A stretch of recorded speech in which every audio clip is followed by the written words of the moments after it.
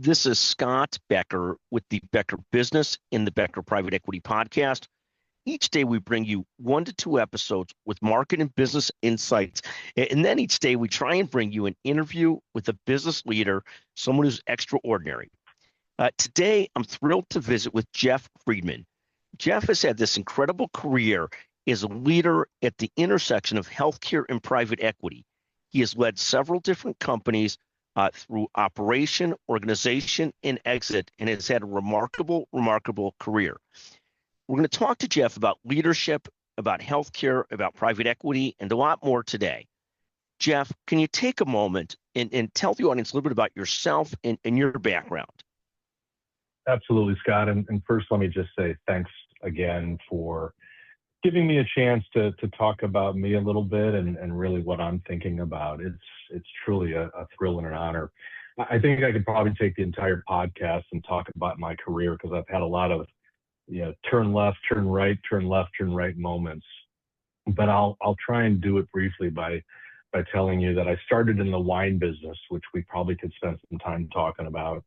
But I spent 10 years, very formative years, working for the E&J Gallo Winery. I think it's relevant here because when you come out of college and you are not very formalized in business acumen, I got a tremendous education at Gallo. It culminated with me teaching management and sales classes, which, as you probably know, you never know a topic until you have to teach it. But I spent 10 years at Gallo, and I launched from Gallo into the healthcare industry. You might say, well, that's an odd transition. And frankly, I thought it was. But I went to work for a very large dental manufacturer. And the connecting point was this idea of distribution. At Gallo, there was a 3-tier distribution system. You have a winery, you've got a distributor, and then you've got an end user, which is a grocery store or a restaurant. Same thing in dental, believe it or not. Dental manufacturer, distributor, end user, a dentist. And I really launched a career in healthcare that has spanned, I guess, something like 30 years. And my stops along the way, I think, have given me a more unique, well-rounded view of the healthcare ecosystem. So I mentioned I did a stop at a large dental distributor. I then decided that technology was the better angle to take. And I went to work for HBOC, which was being bought by McKesson at the time. I did that for a short period of time. And then I think, like everybody else in the mid-90s, I had a stop at a .com. So we had a bunch of money, and we decided that we had the answer to the EMR crisis in the dental business. Unfortunately, we were ahead of the curve, but it was a tremendous experience on how to take private funding. Bessemer Partners was our primary source of private equity money at the time. And we learned what it's like to be under scrutiny of an investor. That experience was tremendous. And frankly, it launched me into one of the best stops I had, which was at Manus Health Systems. Manus Health Systems was, again, a little bit ahead of the curve. One of the first DSOs, sort of DSO before DSO was cool. And I joined a local company in Chicago, funded by some friends and family. And really the concept was the basic playbook of the dental business, which is buy some practices, try and improve operations, roll them up, and ultimately transact. And that experience really was a stair step for me. I started in a key operations role and ultimately ended up leading the company. That company, interestingly enough, is the foundational piece of a short capital business now, Great Lakes Dental. I ended up leaving the dental business because I had a calling to go into oncology. Again, I'm giving this look of sort of left, right turn. And when I moved into oncology, I went from being the president of a company to essentially carrying a bag. And what I mean by that is I was doing M&A deals. I really became direct physician facing, convincing somebody to join the U.S. Oncology Network, which was a big lift for people that had run their oncology practice independently for years. But it gave me an opportunity to really begin this very deep look at practice operations. I did that for a while, ultimately led the BD team for US Oncology and the acquisitions, and then moved into an SVP role for operations. And that essentially is the ownership of the P&L. When you own a P&L in the oncology business, you recognize that it's a huge ecosystem that is largely driven by drug distribution and drug costs. So the intimacy I had with how those interactions work and how the economics work really made a big difference in how I view healthcare in general. So I spend time in the oncology business, and I do something that probably many of my peers said, what are you doing? I went to work for a payer. As we probably know, there are some positives and negatives about going to work for a payer, but because I had oncology experience, I really felt like I could make a difference on the payer side. And I went to work leading a prior authorization division of one of the large national payers. You know, most would say, were you crazy? I will tell you, I thought I could make a difference. And if I look back and I feel bold about what I've done, I think there was a difference to be made. We really focused in the prior auth business around the clinical care versus the economics of should you use this drug or should you not? You know, what's the least expensive? It wasn't that at all. It was really more about what can we do to help physicians stay current with clinical pathways, and how can we use that to help them get their drugs and their treatments prior authorized. So spending time on a payer is a great experience. I highly encourage it for everybody, but it wasn't the last stop for me. And I'd look back at my career and said it was time to go back into operations and lead an organization. At that point, I went and became the CEO of Akaza Partners, which was an ophthalmology platform in the Chicagoland area. We were funded by a lower middle market private equity firm. And it really was the get your hands dirty, roll your sleeves up type of role. We were merging practices, building a pipeline, trying to provide great access, thinking about culture, doing all the things that a CEO does. In an organization that's a little bit on the smaller side, you tend to, as the CEO, deal with the physician compensation model at 9 a.m., fix the printer at 11 a.m., go to a board meeting at 4 a.m., and then listen to an employee at 7 p.m. So look, there's a lot to be done in these organizations. And when you're the CEO, you have to have your hands in a lot of them. So fortunate enough to be on the receiving end of a call from a very large ophthalmology platform owned by Shore Capital again. And we ended up exiting in 2022, post-COVID. And I had a time at that point to step back and ask myself what I wanted to do. I had spent a lot of years in operations. I had spent a lot of years in the sales ranks. I think I had a better than average understanding of healthcare, having been on the payer and done BD work. And I looked at a bunch of options. Ultimately, I landed with a terrific company, Modernizing Medicine, which is a EMR, PM, and patient engagement company.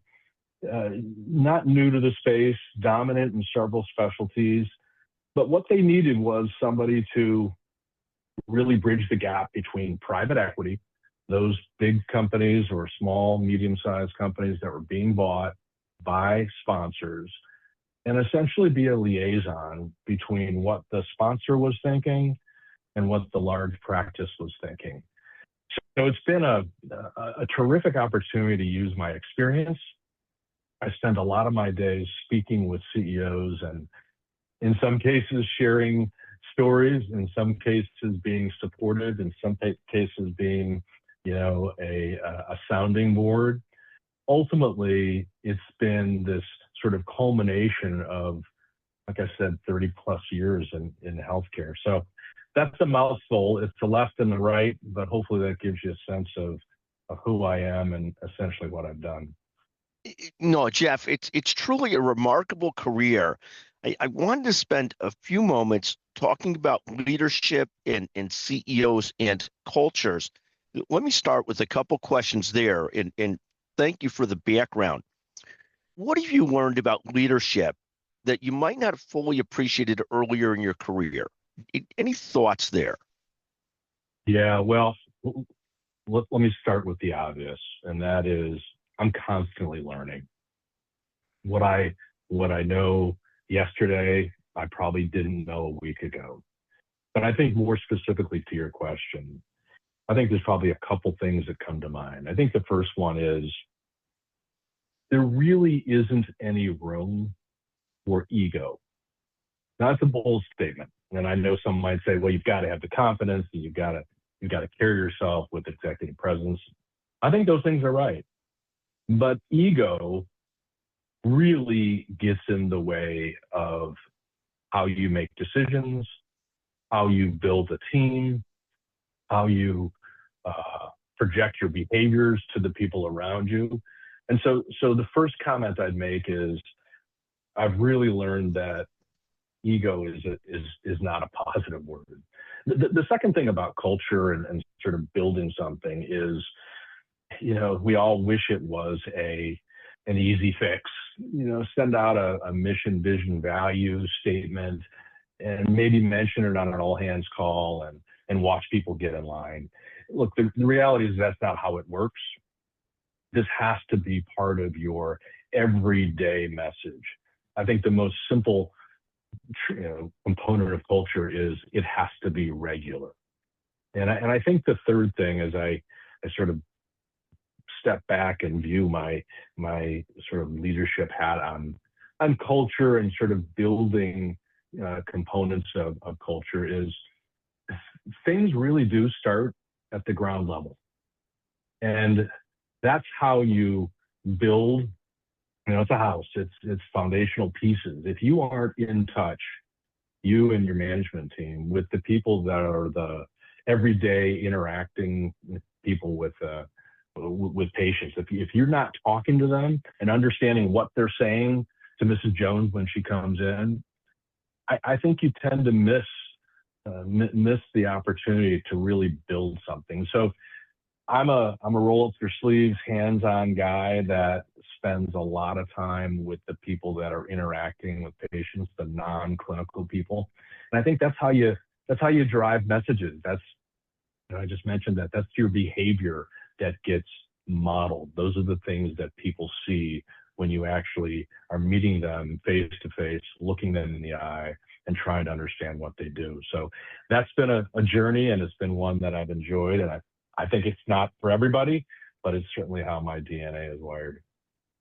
But I think your point is so well taken on taking ego out of the equation as much as possible. And you always strike me every time I talk to you as having tremendous humility. And then also, you have to actually be with people and talk with people. You can't just put it up on a whiteboard. You've actually got to do it and be with people and see and observe and help and be part of it. I couldn't agree with that more. Take a moment on when things aren't going well and you're CEO, what are the first things that you look for and how do you then respond? Yeah. So, I think this is another opportunity to say there isn't a perfect answer here. I think each scenario probably dictates a little bit more. There's some specifics around a certain scenario, but I think by and large, I've often said to my teams, there are always two sides of every story. In healthcare, we play a little bit of therapist when we have a staff, and people want you as a leader or a CEO to be the referee. Dr. Smith isn't getting along real great with Pat, and Pat has a problem with Tammy, and these are the emotions that get in the way. And for me, I always view this as what's the two sides of the story. I think when we are trending away from what we'd like to do, I think it's super critical to slow down. I think there's a tendency for a lot of us to see a problem, say, I know the answer, and then try and put something in place that is theoretically a fix. I think slowing down and being present for people that really understand the problem makes an enormous difference.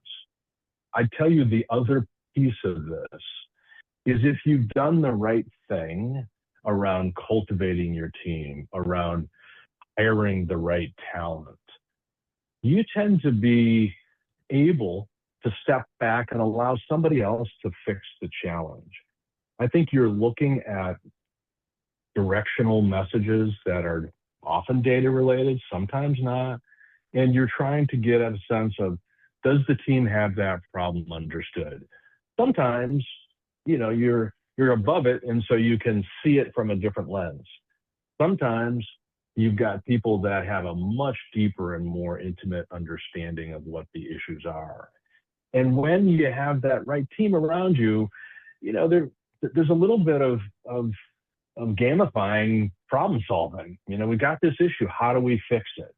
And I think when you empower the right teams, because you've hired the right people to make those decisions, it really becomes less of a task and more of a, yeah, we're going to face this problem. That's the kind of thing that happens in healthcare. And I will tell you, I've been hit with a lot of them, but every time I think I've been hit with all of them, I hear of another one that I wasn't aware of. So, you got to be a student of this game. You got to be constantly staying current and learning, and hopefully you've got the right team around you to make a difference. I think that's so true. And it really is about building great teams and supporting great teams. Take a moment on the traits that you value most in senior leaders. And what are those traits? And how do you assess that someone's truly ready to lead a team, lead an area, lead an effort? How do you think about that? Yeah, let me give you a quick stat just to sort of frame this for a second. From 1970 to today, I think there's been something like a 200% increase in the number of physicians. So that makes sense. We have more physicians graduating, even though there's a massive shortage, but there've been more physicians. From that same period, so 1970 to today, there has been a, get this, 3,800% increase in the number of administrators. So what we're saying essentially is that there's a 10-to-1 ratio between physicians and administrators. So let me bring this back into your question about what the traits are. We clearly have this sort of labor addiction, if you will. We see the problem and we say, there's two things I'm going to do. I'm either going to hire somebody or I'm going to buy a new piece of technology. When I think about those traits that I'm looking for, I'm looking for somebody that really is resourceful. In the world that we are immersed in healthcare-wise, you have to be able to do more than one thing at one time. And I think that's a critical component, and it's not that hard to get to, Scott. You ask some questions about what you think a busy day is. Someone tells me that they have a meeting at 10 and they've got a recap at 4 and they've got a meeting at 6. Okay, that doesn't sound like a huge day to me. Let me know what happens in between those things. So I think assessing your ability to, that old analogy of the sticks spinning the plates. You're on stage and one plate falls and then you've got to go to another plate. I think that ability is paramount. I think the second thing, and look, we could go through a laundry list of qualities, but the second thing is this idea of how quickly can you connect. Healthcare is a business of very quick and short interactions if you're at a practice. And I think your ability to connect has got to be very skilled. You've got to do it quickly. You've got to be disarming. You're looking for somebody who's likely, as a patient, is coming to a practice and probably anxious. You're looking to be calming, soothing, and really giving a sense of support. So if I look at the best leaders I've had, I look at those that have been compassionate, they can connect quickly, and man, they are resourceful. They can get a lot done effectively in a day or an hour where somebody might be struggling because they've got too much on their plate.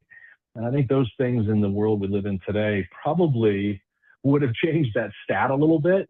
I don't know, it'd be 10-1. It might be 8-1, but I certainly look at this as an opportunity for us to get better. But the point is so well taken that there's still this huge value in people that have the ability to efficiently and effectively get a lot done and deal with a lot of people and connect quickly and make things happen. And there's an old adage: you want something done, you give it to a busy person. And at the end of the day, being a CEO remains a high energy job, and being a leader is a high energy job. Um, Even if that energy goes into hiring and connecting with the best people, the best team leaders, still is ultimately a high energy job that takes a lot of energy and a lot of ability to get things done. Talking about this combination of strategy versus day-to-day operational demands, how do you balance longer term strategy and thinking about the long term versus all of the daily connects, the daily operational things that have to get done? And how do you discipline yourself to keep focused on the long run while you're also taking care of all the short-term things that have to get done? Yeah, that's such a pertinent question for, frankly, any leader, and certainly in the CEO role. Let me start by telling you, I blew it in that area a couple times, at least. And let me explain what I'm saying here. I think one of the most challenging things of being a CEO is prioritization. You're basically describing that in the question. I've got this day-to-day fire that I've got to put out. I've got an IT issue, or I've got something with a physician, and yet I really have to think about growth. So when I think about those things, I start with the idea of being binocular, which means on one eye I'm looking at strategy and one eye I'm looking at tactics. Said differently, you have to do both. There isn't really the opportunity to be only focused on the tactical operating metrics that you have, or only focus on the strategy. I think you have to go into the environment, the game, saying, I'm going to do both. The next part of that, I think, for me, when I've learned from my mistakes, is really carving out the right people for each one of those work streams, those teams. Think about your operating metrics, your tactics, that day-to-day stuff.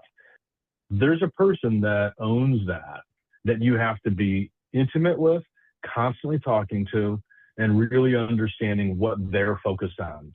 So I used to walk around practices and I would say to people, so what's the most important thing for you today? And when you ask that question, you get a very interesting mix of answers. If that operator, if that person that is chartered with the daily tactics hasn't delivered that message, you're going to get a whole gamut of answers. But when they have a very strong message and people are all on the same page, you ask 10 people sort of what's the most important thing today, and you'll get 9 out of the 10 giving the same answer. That's a great piece. So I'm going back to the question by saying, let's segment the daily operations with a team of people that are focused on that. The strategy side, I think, is really critical to have a team devoted to that. But you are the leader of that by all means. And what I'll posit is that strategies change. These are things that are moving and living organisms that get dictated by market conditions, by the financial climate that you're in, by events that you can't predict. And so for me, having that sort of segmented work stream of strategy, which I know going in is likely to move a little bit. I'm not suggesting it changes weekly, but I think it has to be fluid, and you've got to be so current on what's happening in the market that you're willing to adjust a little bit. So I think the short answer, if I can condense what I'm saying, is it's critical to segment these and ensure, lastly, that the operations drive the strategy. You are really trying to every day make sure that what you're asking people to do is driving ultimately where you want to be long term. I think the point is so well taken that it's got to be both. It's got to be strategy and operations, and hopefully they're well connected and complementing each other. But I think it's so well taken. I love the concept of the binocular. We got to be on both Yeah. the strategy Yeah. and the operations. Jeff, let me ask you two more questions. I'll start with this one. And I love something you said earlier on in the introduction about the best way to learn is to teach. I just love that. I just want to Mm. put a footnote on that. But what's a leadership mistake that you may have made earlier in your career that ultimately made you better at what you do, better as a leader, better as a CEO? Yeah. You say a mistake. I've certainly made a lot of them. I probably will circle back here to something I said earlier and hopefully give you an example. I've learned that, when ego gets in the way and it sounds great to be at the 19th hole saying I'm a CEO, you've really lost sight of the purpose. And so I have made that mistake when I've tried to be all things to all people because I know I'm the guy, I'm the person that has all this experience. I think it's really important to step back and understand what you don't know. And I think early on in my career, as I'm rising the ranks of leadership, and I did a little bit of a reflection for myself when I was preparing for this. I've had 71 bosses in the course of my career in healthcare, and that's people coming in and out. And I've had 32 positions of leadership in the course of, in and out of various organizations. And I think many of those early on, I went in saying, I know how to do this job. I've got the most experience. I'm the most skilled at delivering on these goals. And I think confidence is great. I'm a big fan of it. But I think understanding what you don't know and being willing to ask and to surround yourself with a network of people, maybe out of your company, that will provide for you guidance. There's a message around having a board of directors. The good ones are there to guide. The good ones have experience and they have a view on the challenges you're facing that may be different than yours. And so I always found that leaning on my board and really having that close connection with them made for a much more satisfying and fulfilling day-to-day life versus, waking up at 3 a.m. and saying, God, I don't know the answer to that, or I don't have that figured out. I think those are things that really, the more time you spend on the water in these roles, the more you realize it's really about the things you don't know. And it's okay to admit those to people that, maybe I don't have all the answers, but I sure am interested in helping fix it with somebody else's guidance. Thank you. And Jeff, let me ask you one last question. For aspiring leaders, current or aspiring leaders, what habits or disciplines most consistently can help lead to long-term success?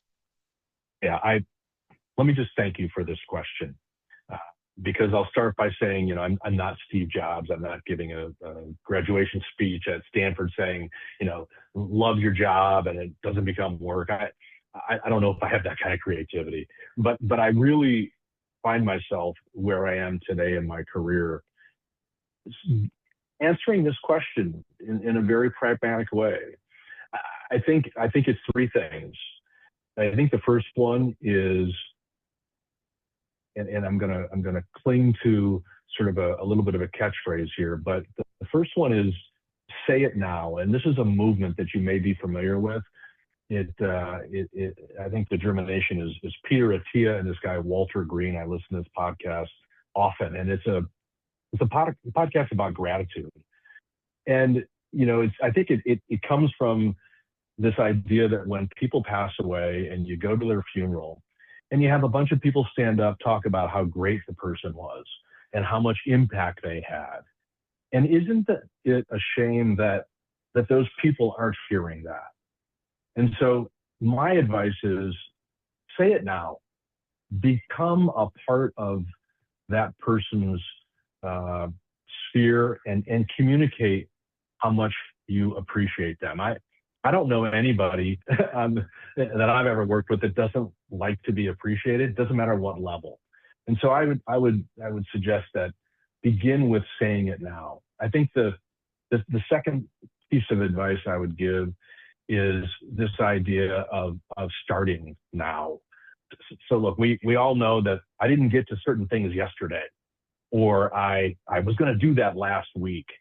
But if you mindlessly scroll through Instagram these days, you're seeing a lot of little snippets around procrastination and how do you avoid procrastination. I think it's an easy one because we all procrastinate, but the answer is start now. So what am I going to do today?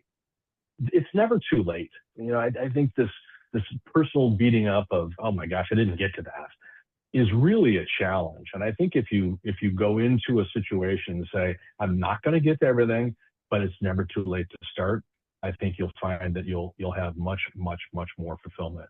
I mean, Mel Robbins is somebody who espouses this, and I went to see Mel with my daughter, who's 22, in Chicago, and she really started the whole thing by saying, what are you going to do today? And I think it really frames the second point. The third one I would say, and this is really interesting as you think about the world we're in, and that is stay current. It's easy. You and I were in business when cell phones didn't exist. Okay. We had a little carousel with pink messages that said so-and-so called. You have to today stay current, and it's moving fast. This isn't just understand what ChatGPT does, but use it, play with it, make it a part of your life. I think these are the things that, you're reminded about when you interact with your children. But if you have the opportunity to stay current, what you'll find is that, your ability to engage, your ability to make a difference in the project you have is dramatically enhanced. It also allows you to engage in conversations where you can admit, I don't know how to do that, or that's not something I'm familiar with. But staying current is an everyday project, and I think there's a great value in that. So hopefully that is additive to folks that are listening. I love all that. Let me ask you about two things.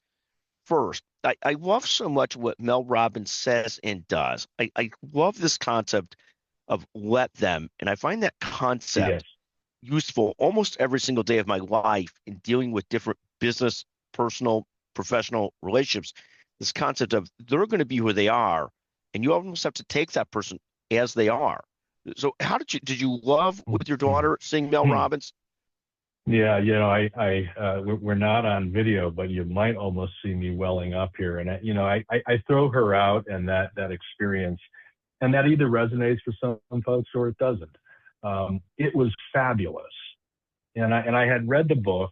And what I think is important when you see somebody like that, or you sort of follow somebody, is taking what they're saying and put it into your daily life. And so, we all care about what people think of us. I mean, it's crazy to think that, oh, I don't care what they think, or I can put that aside. No, we all care. Well, let's be fair. We're humans.